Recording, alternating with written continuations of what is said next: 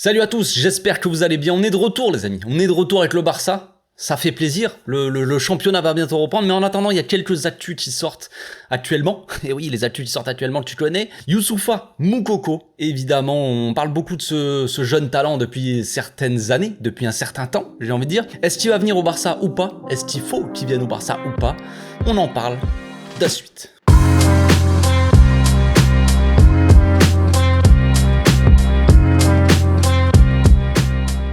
Au passage, n'hésitez pas à vous abonner, liker et commenter, c'est le meilleur moyen de me soutenir et ça fera plaisir à tonton. Bon, c'est toujours pareil, c'est toujours la même histoire. Dans le football moderne, tu connais, on commence à connaître l'histoire où il faut aller chercher absolument le jeune le plus tôt possible, le plus rapidement possible. Il faut dénicher la nouvelle pépite. C'est un peu la mode, j'ai envie de dire. C'est la mode FIFA, j'ai l'impression plutôt. Mais ça fait quand même quelques années que c'est comme ça, à aller chercher le gars de plus en plus jeune et de lâcher de plus en plus de thunes dessus, évidemment, parce que le marché a bien changé entre-temps. Avant, les mecs de 16 ans, les mecs de 17 ans, même s'ils performaient, ils coûtaient que dalle. Tu pouvais l'acheter, frère, à 5 millions, c'était normal. Maintenant, les mecs qui coûtent le plus cher, c'est les jeunes. Les jeunes de 16, 17, 18 ans qui commencent à performer et avoir un gros potentiel. Eh ben, c'est la mode. Il faut aller lâcher 70 millions dessus. Évidemment. On pense évidemment à Hendrik. Mais bon. Donc, l'avantage qu'il y a dans cette histoire, c'est que le jeune Moukoko, il est très jeune, évidemment, 18 ans, mais surtout, il est en fin de contrat dans 6 mois. Et le Barça peut commencer à discuter dans les semaines qui arrivent, là, à partir de janvier, là, dans quelques jours. On va pouvoir aller discuter avec le gamin et commencer à lui dire, bon, tu vois, tu peux venir gratuitement, on discute un peu. Mais bon, il y a des problèmes de salaire, il y a des choses qui se compliquent, on va en parler plus tard. Donc évidemment, on n'oublie pas que nous au Barça, on a quand même la Masia. Hein. On va pas se plaindre en termes de jeunes, j'ai parlé qu'il faut aller chercher les jeunes de plus en plus tôt, machin, ok. On est allé chercher un gamin comme Pedri, qui était assez jeune, on l'a payé 20 millions, quelque chose comme ça, avec les bonus et tout, je crois que ça faisait autour de 20 millions, et voilà. Alors que Pedri, ça va devenir peut-être le futur, voire il est déjà parmi les top milieux de la planète. Voilà. Donc il y a des exceptions comme ça évidemment, des joueurs qui sont un peu sous-cotés. La plupart des joueurs qui sont surcotés, on va dire, c'est généralement les attaquants, les mecs qui mettent des buts, tout ça, tu connais. Mais voilà, comme je le dis, on a quand même la Masia, on fait venir des talents, on en fait monter quand même certains, on en fait monter pas mal. Hein. Dernièrement, on a vu quand même Gavi, Nico qui sont montés, bon même s'ils ont été prêtés, Abdé aussi qui a été prêté. Bref, il y a quand même pas mal de joueurs qui viennent ces dernières années et évidemment, il y a des joueurs qui poussent de plus en plus aussi. J'en parlerai un peu plus en détail quand j'aurai un peu plus de temps, évidemment. Il n'empêche que le Barça regarde quand même ailleurs ce qui se fait, évidemment, on l'a toujours fait. On a toujours fait monter des mecs de la Masia, des jeunes pour, voilà, on forme des jeunes, notre style de jeu, tout ça, pour qu'ils puissent arriver en équipe première, qu'ils aient des repères et qu'ils soient pas perdus dans l'équipe, qu'ils puissent s'adapter au jeu très rapidement. Naturellement, on va dire. Donc il y a une certaine progression, voilà, qui se fait dans les équipes de jeunes pour arriver juste en équipe première. Et voilà, c'est ce qu'on fait. C'est un peu notre tradition chez nous, hein, évidemment, vous le savez. Mais il y a aussi des bonnes traditions. C'est aller acheter la star, le crack, la nouvelle pépite. Tu vois. Généralement, on achète quand même des cracks qu'on n'a pas dans la Masia en fait. On fait monter des jeunes de la Masia qui sont des très bons joueurs, tout ça. Mais il y a des mecs, par exemple, comme dans les dernières saisons, on peut parler de Neymar, par exemple. Neymar que tu n'as évidemment pas à la Masia, c'est le joueur qui te fait des différences et qui n'est pas formé au club. Et voilà, c'est le mec qui arrive et qui n'est pas forcément une star de base, mais qui en devient une justement. Donc, je suis pas du tout en train de comparer Moukoko à Neymar, attention, mais ce que je veux dire, c'est que le club a quand même l'habitude d'aller chercher un mec, soit une star, soit pour qu'il devienne une star, mais bon, tu vois, le mec qui a un petit truc en plus. Évidemment, qu'on ne peut pas trouver à la Masia. Donc il y a quelque chose aussi au Barça qu'on ne sait pas faire, hein, petite parenthèse, c'est évidemment vendre des joueurs. Ça on connaît pas au Barça. Évidemment, ça reste un grand mystère, ça reste un très grand mystère. Peut-être que ça pourrait faire un sujet de vidéo, mais quand il s'agit de vendre un joueur, le Barça ne sait absolument pas faire. On a beau faire monter des jeunes de la Masia, tout ça, les faire venir jouer, machin, soit ils partent gratuitement, soit on n'arrive pas à les vendre et après ils percent ailleurs, ça on connaît déjà. Mais en plus de ça, quand tu fais venir des joueurs gratuitement, par exemple comme Memphis, moi je pense évidemment à Memphis quand je parle de lui, impossible de le vendre déjà, et voilà, on le fait venir gratuitement, on se dit, de toute façon si ça ne marche pas, on pourrait potentiellement le vendre, et non, il est invendable, il ne veut pas partir, il partira l'été prochain, évidemment gratuitement, pour toucher la prime à la commission, quoi, la prime à la signature dans son nouveau club. On ne va pas lui jeter la pierre ici, hein, évidemment. Je pense qu'on serait tous dans la même situation, on ferait tous la même chose. Hein. Je pense qu'on irait, on jouerait au Barça pour les 6 derniers mois, tranquille. On aurait quelques minutes, on toucherait notre salaire et on partirait dans un nouveau club et on toucherait la prime frère, une petite prime de 20 millions, ça fait plaisir. Et quand tu regardes une équipe, par exemple comme l'Atlético Madrid, qui vend Cunha, ce gars qui n'a quasiment pas vraiment joué, au final, à l'Atlético, qui, on peut le dire, est un flop, ils le vendent 50 millions à Wolverhampton. Bon, est-ce qu'il y a une magouille derrière avec l'argent? Parce que vous savez, Jorge Mendes, il est agent de ce club-là, plus ou moins, je crois, si je me trompe pas. Parce que tu peux être agent de joueur et agent de club aussi. Ça, c'est un peu les nouveautés football moderne, j'en sais rien, mais bon, bref, il s'occupe, il a énormément de joueurs à lui qui sont à Wolverhampton, et évidemment, c'est l'agent aussi de Joao Félix. Donc, il y a peut-être une petite magouille derrière que si on t'achète Cunha à 50 millions, peut-être qu'il y aura un délire de prime ou on pourra vendre peut-être moins cher Joao Félix, plus facilement, tout dans le genre, tu vois. Il y a peut-être une petite magouille là-dedans, mais bon, bref. Bref, si je vous parle de tout ça, c'est parce qu'aussi Moukoko, c'est pas sûr qu'il vienne. Le petit Moukoko, évidemment, ça peut dépendre des départs ou pas de certains joueurs et de la prolongation ou la non-prolongation de Dembélé. Comme je l'ai dit, Memphis, lui, il veut absolument pas partir cet hiver, donc on ne ramassera pas d'argent pour Memphis, mais l'été prochain, il va partir. Ça, c'est quasiment sûr, il ne prolongera pas, c'est sûr. Il va partir gratuitement, ce qui veut dire que la saison prochaine, on aura en attaque donc une aile gauche, Ansu Fati, Ferran Torres, qui peuvent aussi jouer dans l'axe, mais bon, on va dire qu'ils partent sur l'aile gauche. Dans l'axe, on aura Lewandowski, et à droite, on aura Dembélé, Rafinha, normalement, si Dembélé ne part pas tout ça. Mais je pense qu'il faut quand même une petite doublure pour Lewandowski. Évidemment, si Lewandowski est suspendu 3 matchs de façon totalement incompréhensible, petit clin d'œil à la Liga, comment on fait? Évidemment que Ferran il peut, mais s'il y a des blessures, s'il y a des mecs comme ça, en dessous il peut jouer dans l'axe. Ce n'est pas le sujet de la vidéo, mais tu vois, il nous faut quand même une petite doublure dans l'axe. Alors dans le cas où Moukoko il pourrait pas venir parce que pour le salaire, mais ça on en parle après, il y a le Victor Barbera qui vient, qui viendrait peut-être dans la rotation en tant que doublure de Lewandowski, je ne sais pas. C'est peut-être un peu tôt aussi, mais Victor Barbera n'a pas l'expérience de Moukoko, on va dire. Il joue avec la B, quoi, actuellement. Il vient à peine d'arriver cette saison-là dans la B, il est en rotation, là il commence à prendre quand même de plus en plus de minutes et à être titulaire. C'est bien pour lui. Pourquoi pas le faire venir aussi de temps en temps dans l'équipe A, ça peut être une bonne progression pour lui de prendre comme ça l'expérience. Donc si Moukoko ne vient pas, moi je donnerais la chance à Barbera, ça ne me dérangerait aucunement. Mais forcément au club, ils veulent un peu plus, un gars qui a un peu plus d'expérience, comme Moukoko. Même si Moukoko il est jeune, ok, ça reste un mec qui, à 18 ans, joue sa 3e saison au haut niveau. Tu vois.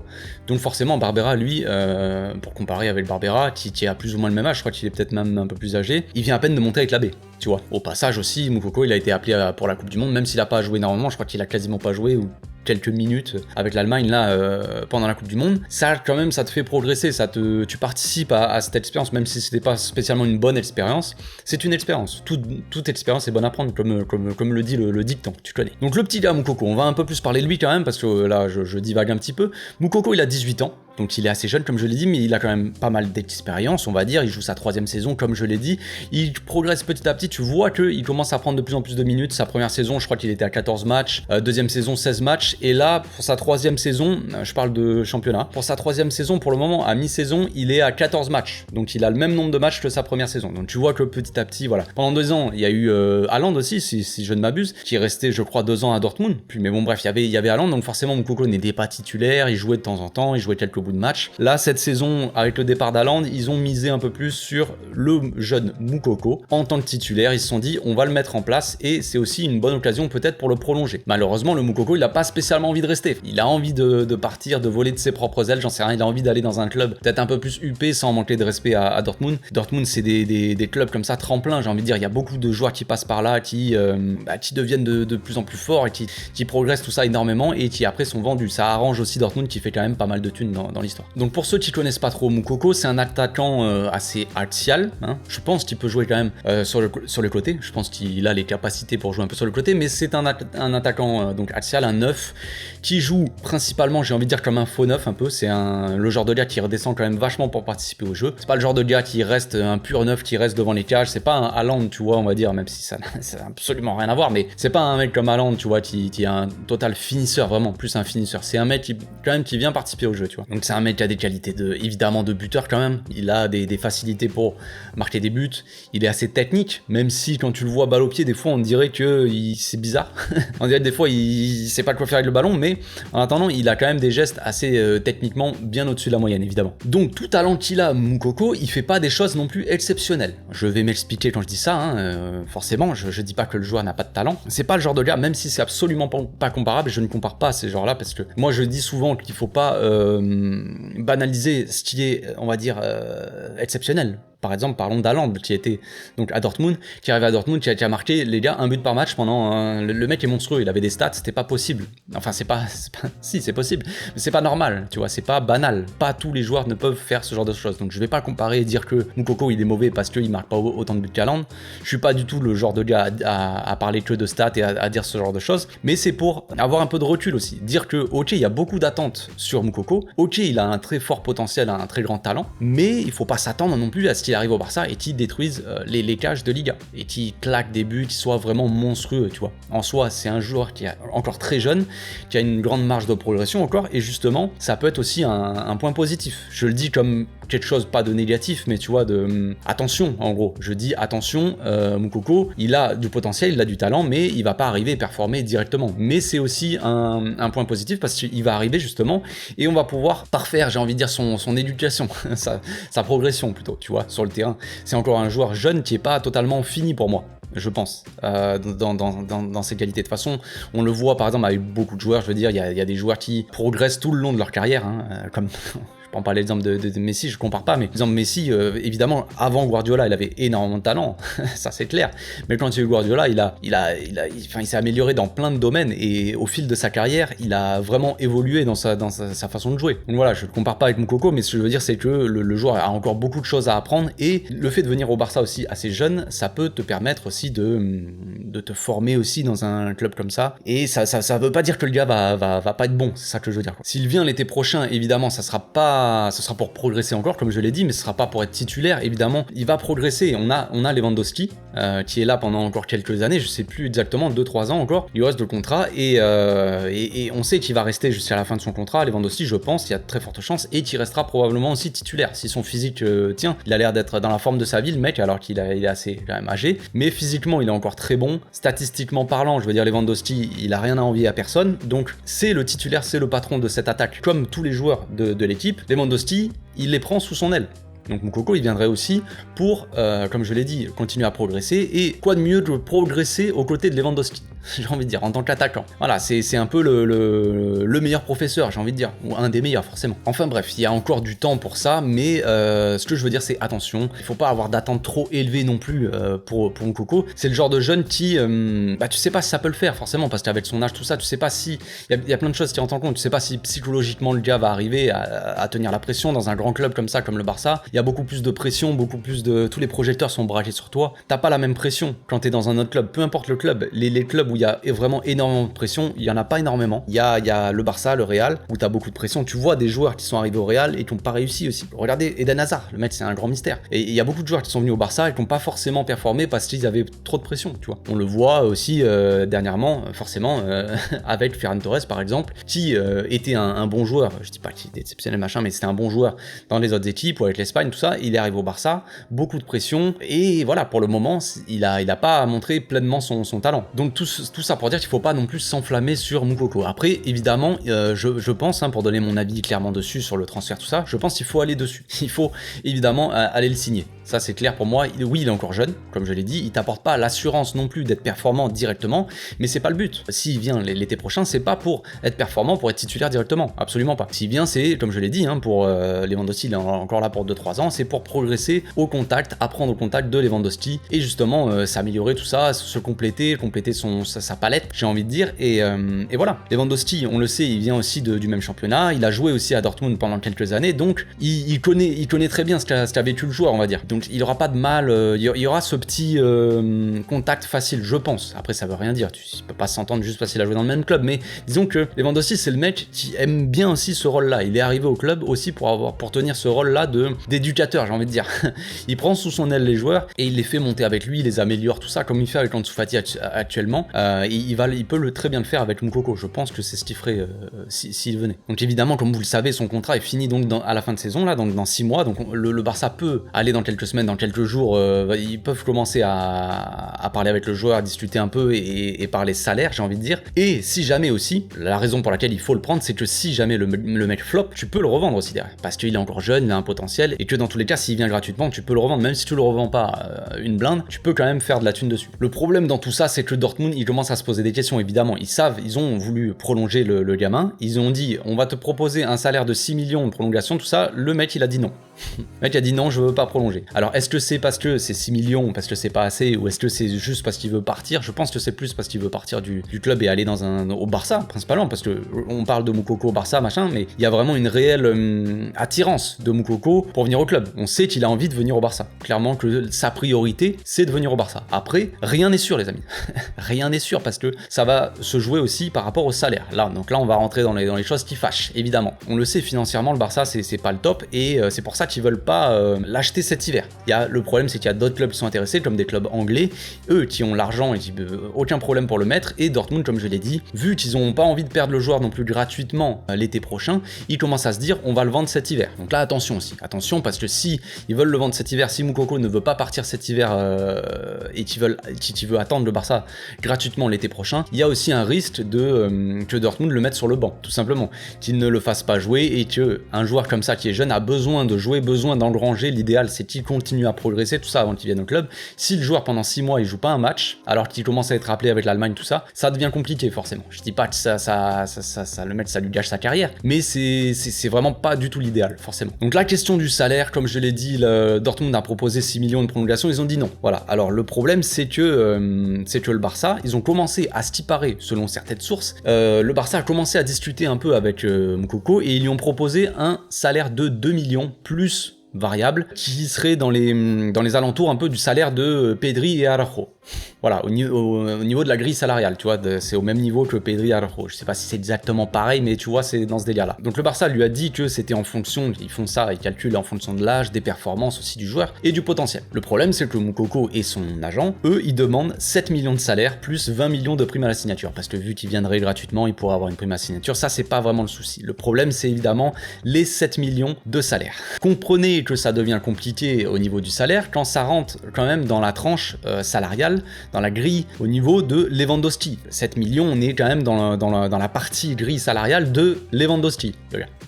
Quand on sait aussi que le Barça s'est mis d'accord plus ou moins avec Bernardo Silva, normalement, à ce qui paraît, hein, selon certaines sources aussi, le Barça s'est mis d'accord avec Bernardo Silva.